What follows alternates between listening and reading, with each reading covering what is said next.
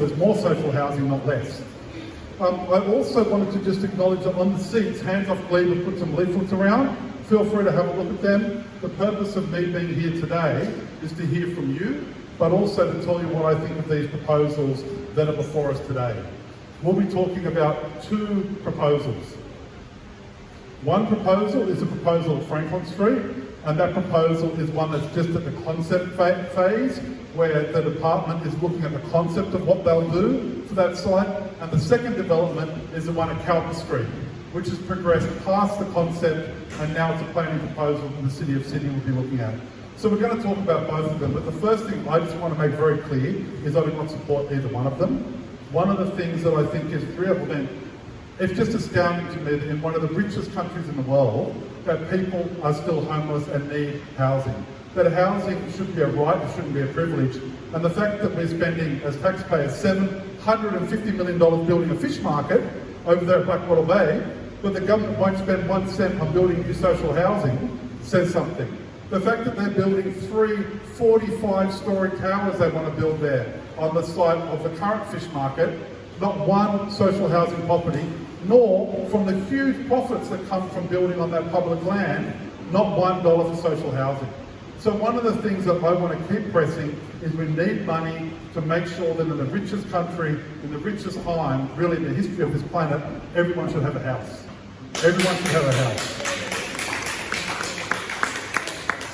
So what I wanted to do is talk you through a couple of things. I want to go through a little bit of the background as to why we're at, because I want to give every single person here the facts and the arguments so they know why this is happening and what the proposals are, and more importantly, what we can do to make our voices heard.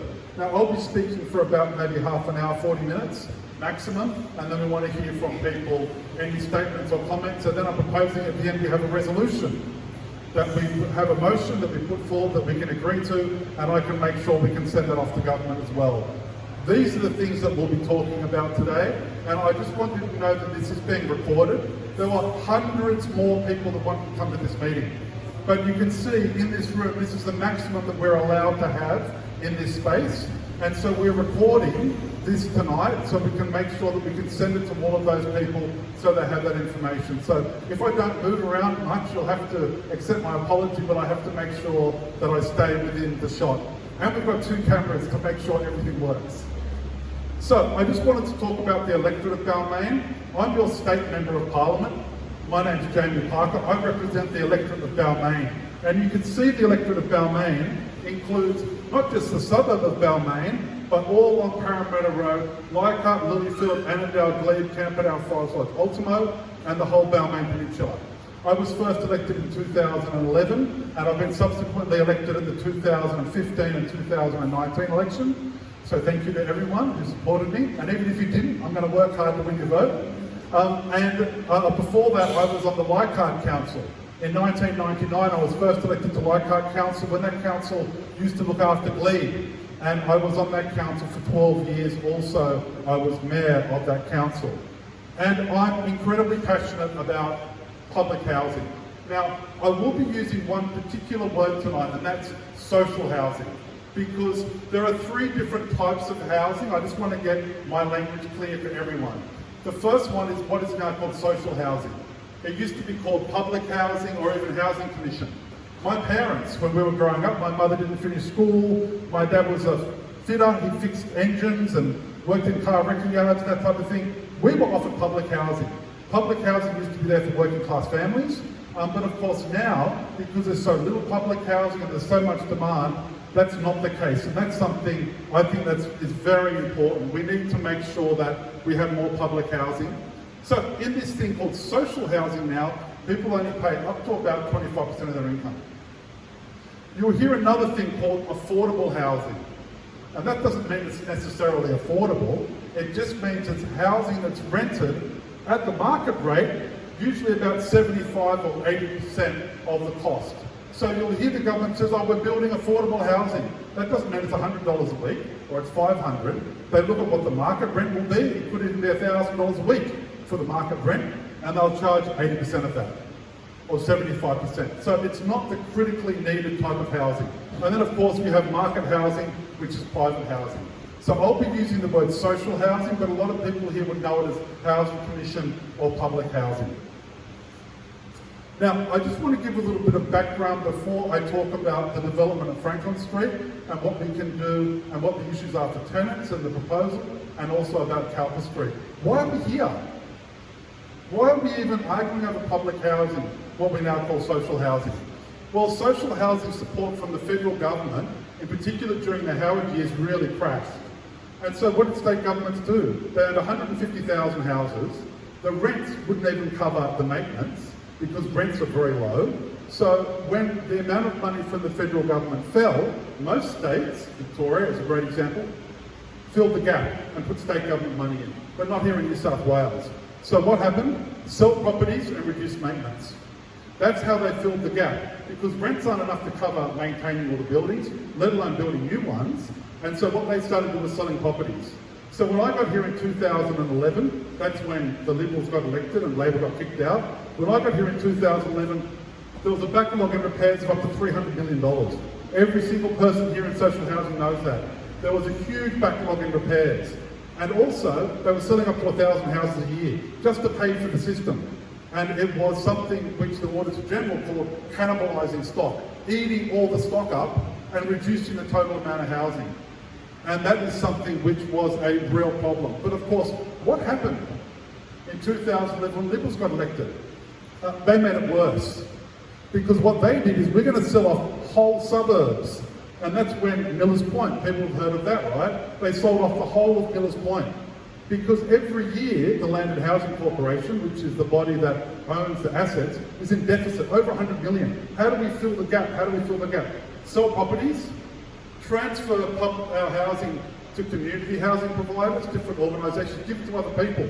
We don't want to have to deal with it, give it to someone else.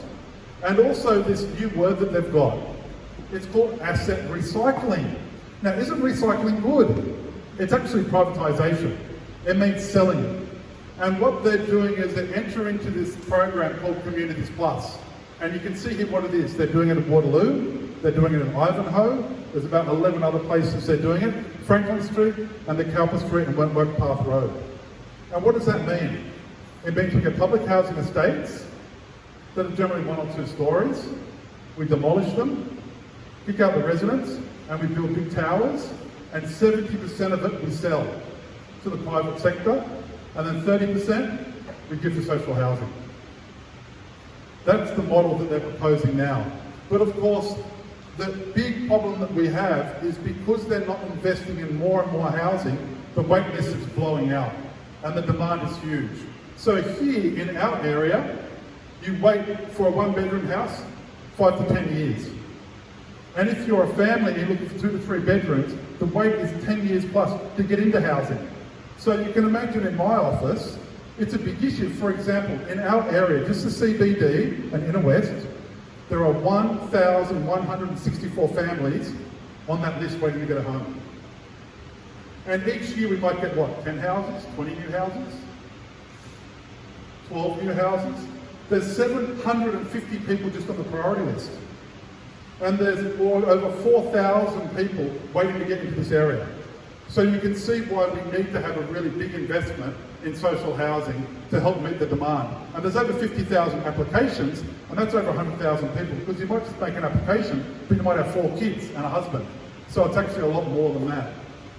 Now, I don't want people to be deflated and be negative, because we've done so much, and this community has been incredible. This year alone, and this is because of a lot of activism from the community groups and residents at my office, we have won the biggest ever maintenance budget, $7 million this year. So $7 million is going to be spent in this community this year alone, fixing our properties. And we've been able to increase that year on year. That's a big win. Also, we stopped the sell-off of many properties, and you're sitting in one right now. The government took the keys and locked out the Glebe Youth Service, said, we're going to sell this. But it was because of a huge campaign that we run several years ago that this is now protected for the community. We also, this community, the government said, look, we can't pay. We want to massively increase rents. We had almost 300 people just here in Glebe in this community write to them and say, we can't pay more. We don't want to have more rents. Let the government invest. We won that battle, and also we've had a lot of people that we've supported in the office, which has been a big success. So, I want to take us now to the proposals that we have for Frankfurt Street and Calpers Street. And just one point I want to make here. Don't think this is the end of the process. There are a lot of properties that the government is looking at that are low-rise, complexes and so on, but they want to redevelop in this exact same way. So this shouldn't come as a surprise. So this Communities Plus, it's called. It's actually really Communities Minus. But let's just use the words, they say Communities Plus. You get public land, it's got all social housing on it, you give it to a developer, the developer keeps 70%, and then 30% they have for social housing, and that is new accommodation, a new tower block or a new building. It's always really big density, because the developers obviously want to make a buck as well, and then the government then gives it to community housing providers to look after. The government doesn't even want to run them after this, they generally give it to a community housing provider. And the last slide, before we talk about Frankfurt Street, is exactly why I'm opposed to this model. Because it actually reduces the total amount of social housing accommodation. Reduces. And I want to give you a good example. In Calpers Street, people know about the development in Calpers Street, the big blocks down there. You remember we had a lot of protests about that 4 or 5 years ago. That had 134 public housing dwellings on it. And then the government redeveloped it, and they said, look, we're doing 153. You had 134 before, now we've got 153. See how great we are? We're giving you social housing. Doesn't the government deserve a big tick for that? But when you dig a bit deeper, actually the amount of accommodation was a reduction, because most of that 134 was 2 and 3 and 4 bedrooms, but the 153 was almost exclusively 1 bedroom. So the amount of accommodation actually went from 289 bedrooms to 181. And twice as much as there was social housing was made private and then sold off. And the other thing that I'm so opposed to is segregation by income. What you'll see in this Frankfurt Street proposal and what you'll see in the Calpers Street proposal is 1 building for social housing residents, no car parking, no nothing, and 1 building for private owners, full of car parking, the best side of the block, and that to me is outrageous. If we haven't learned anything in our decades about social housing, is social housing residents have just as much right to be here as anyone else, and they can be in a building with a person that's got $1 million or a person that's got $5. There shouldn't be any discrimination about, that's the building for people that are on Department of Housing, but that's the building for rich people. And that's something that I really disagree with. Now, these are the 2 proposals I want to talk about in detail. Is everyone with me? Okay. I know it's a little bit warm, but I just want to make sure, because now we're going into the detailed section. So, the Frankfurt Street proposal is at what's called concept plan. And that means the Department of Housing has come up with an idea, they've found a bit of land and they think, hey, we can develop this, and they come up with drawings and they put it all together. And then they come to us, the community, and say, what do you think? So that's what we're up to with this one. The next step is they go to the council to try and change planning rules, because we can't build that high. So they have to go to the council and say, please, can you allow us to build a 14-storey tower? And then, of course, if that gets approved, they go to a development application, which is all the details about where the doors go and where the lights are and the fire escapes. And then if that gets approved, then tenants are relocated. And I'm going to talk about that process. That takes about 2 years. So from now to relocation is about 2 years. And Calpers Street and Wentworth Park Road, which is another one, we've already done the concept plan. Now we're up to the planning proposal, which is at the City of Sydney. So we've got 2 separate proposals here. I know there's people from both areas, so we want to make sure we go over both of them. So I wanted to show you this. I'm reluctant to show you stuff from the government because there's a lot of rubbish that they present to people, you know, and I want to make sure you get the truth, unvarnished truth. But this is a good little map because what it shows is we're here now. 2020, the department, so housing, they've developed these plans. Then they're going to go to the City of Sydney and put in a request and say, hey, change the planning rules for us. And then it goes through, so you can see here in 2 years' time, that's when people start to get relocated. Or what I like to call it, the truth, evicted. You're not being relocated, you're being evicted. So here, it's actually eviction, and they put you somewhere else. So you can see it takes some time. So it's not like something's going to happen next month or even next year, but we need to be prepared for it, so it's going to be a long process. Now, this is the Frankfurt Street proposal, and I want to talk you through it. There's a lot of detail in here, because there's some people here who are architects and are really interested in it, and some people never seen a plan before. So I want to try and take you through some detail, but not be too boring, I hope. So you can see here, there's 110 social housing properties in here. They're proposing 425 new properties. That's a lot of new properties, right? Only about 130 social housing new properties. Now, we're not clear exactly how many, but you know out of those 110, they're not all one bedrooms. People who live in Frankfurt Street will tell you they're not all one bedrooms, and they're only going to go to 130. So we might actually have another situation where there's less accommodation. Even though they're building 425 properties, there'll be less social housing accommodation. 3 separate buildings, and they're going to segregate them by income, 2 for private and 1 for housing. And they're also going to have this 70 private mix and increase car parking spaces up to 250 from 125. Now this is what it's going to look like. So here's Glebe Street. Can you see my little red thing? There's Glebe Street on the bottom. Here's Bay Street. And what they're going to do is build 3 separate buildings. This here is like 14 stories high. This is one of their images that makes it look really nice, right? We're going to email this to everyone so everyone can have a copy. One building here, block it into 3 sections with a little road up the middle. Another building here with a road up the middle. Another building here, and that's Robin Chemist Reserve. Can you see where we are? Here's Broadway. It makes it look quite low-rise, but in fact, you compare it here, these are only 2-story, this is 14 times bigger. It actually looks a lot smaller. And I can guarantee you one thing. The social housing component is not going to be in this block with water views. That's not going to be the social housing block. But I'll probably make it this one here, probably facing Bay Street, maybe one part here. So we still don't know, but you can see the scale we're talking about here, absolutely massive. And we're going from 110 social housing properties to a meager 130.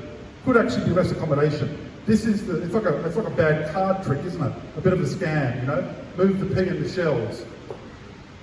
I wanted to show you this as well because I just think this is such a ridiculous image where they try and con us. So this is, I don't want to be too harsh, but I'm pretty outraged by how they try to manipulate this. The artist's impression of the redevelopment looking east from the corner of Glebe and Frankfurt. Isn't that convenient? There's a massive big tree here.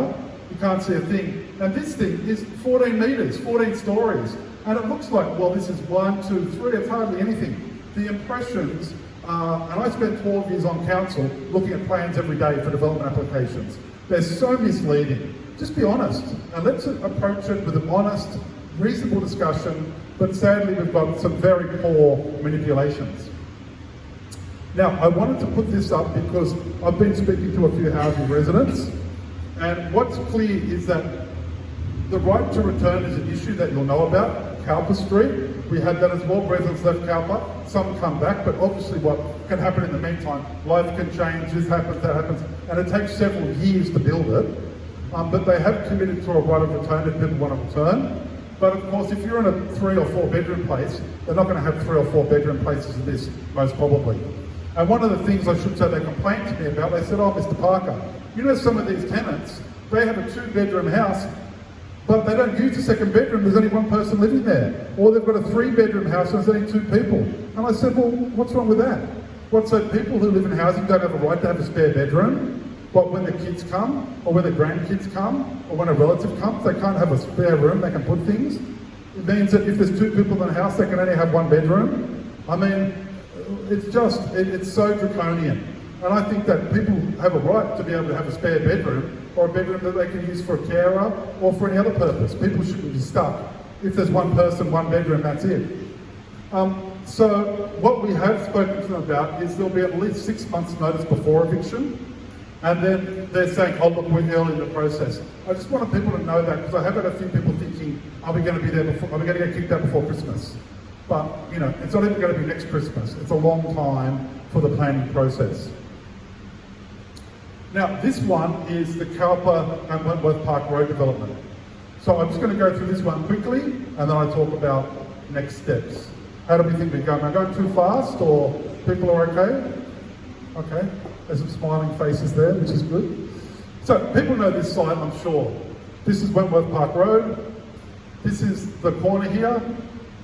And again, I wanted to put this in here. They've already gone past this stage. All the feedback has gone to the Department of Housing. It's now at this stage, which is the City of Sydney has been given a proposal to be able to let them build really big. And the City of Sydney is considering it.